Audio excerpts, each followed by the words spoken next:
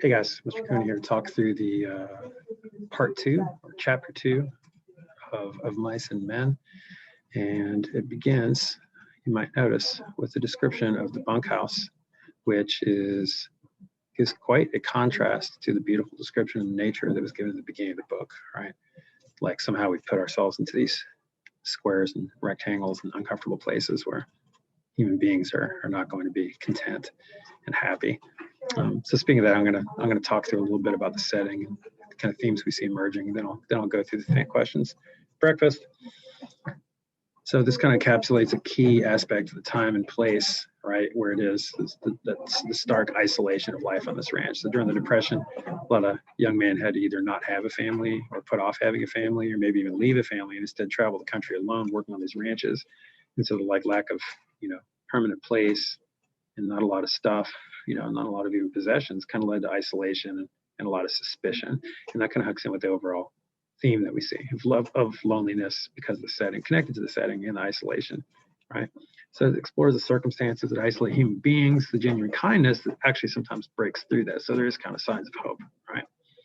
Nevertheless, Slim says everybody in the whole damn world is scared of each other, right? He seems to be talking about that suspicion. Yet at the same time, he seems to be kind of nice to George and Lenny as opposed to some other people who are not, specifically Curly, right? Okay, let's go to the questions. First one was, many of the characters in this chapter seem to be quote unquote scared of each other. So as Slim puts it, give 3 examples of characters who are suspicious of other characters and support your answer with evidence from the text. So pretty specific examples here. The boss is who we later learned to be, well, actually, no, it's Curly's father. The boss, we don't really know his name. He's suspicious of George, right? Doesn't stick around too long, but he is. It gives him all this pointed questioning. George is suspicious of Candy and snaps at him when he thinks Candy is listening and eavesdropping on his conversation, but he's not. And he realizes that later. But it's that initial defensiveness, right? And then Curly, who is the boss's son, who seems to be really problematic, is suspicious of Lenny and George. He gives him these cold glares and weird questions and things like that. I can give you at least one example here. There's one where he says, you're poking your big ears into our business, George said. I don't like anybody getting nosy. And that's George, who's a good person. We can tell even though he gets frustrated with Lenny, even he is suspicious of Candy, who turns out to be a totally nice guy, right? But then the boss, again, suspicious of Lenny and George. And then Curly seems really suspicious and maybe kind of has this, as someone describes it, short man disease toward Lenny because he's big and he feels inferior. So he feels like he has to stand up for himself, but for no reason, which essentially is bullying, especially with Lenny. All right. Okay. Question 2. George tells the boss that Lenny was kicked in the head by a horse and that he and Lenny are cousins. Is this information true? Why does George volunteer this information? It's not true, right? Even Lenny knows that. He makes up both of those pieces of information. He realizes his relationship with Lenny is unusual, right? And he wants to kind of put the boss at ease and make it sound like it would make more sense to him, right? Because he's suspicious of them. So he hopes that straightforward explanation will reassure him that he's not taking advantage of Lenny, which he's not. He takes care of him by kind of context for that relationship.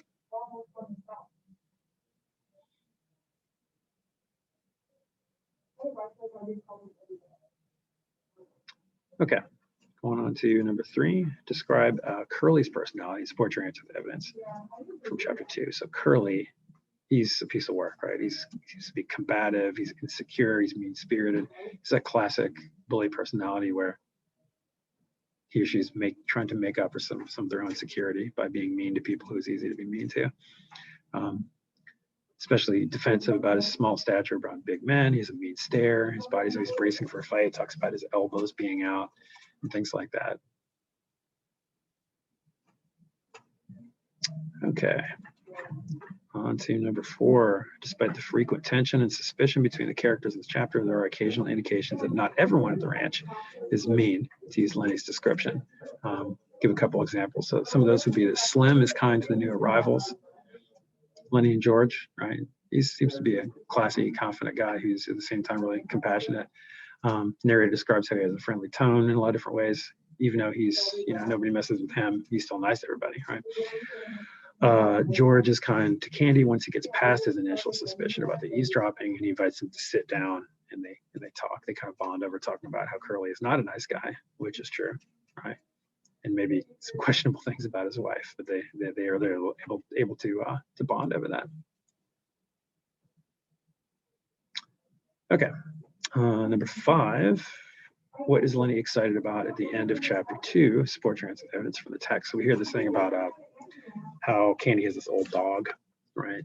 And that they have the idea that maybe they're going to put the old dog out of its misery and give one of the puppies from Lulu, Slim's dog, to him to make up for it, which is nice, and sometimes you have to do that with pets. But then Lenny, of course, gets excited because there's 3 other puppies of the 4 that are surviving, and he's hoping to get one for himself, of course, because he likes things he can pet, right? Okay, that wraps up those think questions on that chapter. And then for the prompt, it asks that Lenny and George meet a lot of different characters in this chapter, and each of these new chapters has the potential to influence them in a variety of different ways. Choose 2 of the characters introduced in this chapter, describe each character briefly, and then make a prediction. How do you think each of them will influence George and Lenny's experience at the ranch? And that's asking you to kind of predict how their experience at the ranch is going to go. Are they going to move toward having, that American dream like they talk about, having that ranch and the rabbits and all this stuff, or is something going to get in the way of that? Is Lenny going to get in trouble? And so the way that you might approach that is think about how these characters, you might have written about Slim, that he might help them along the way, right? Because he seems to be a pretty supportive, together, compassionate person. So does Candy to some degree.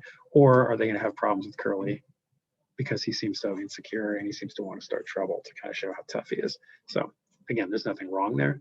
I hopefully talked about 2 characters, and then maybe that made you think about where things are going to go. And we don't know. Depends on what you think the mood of the book is and where that theme's going. So I think that's good for now. Hope you're reading part 3 and making sure you're finishing that by the deadline. See you soon.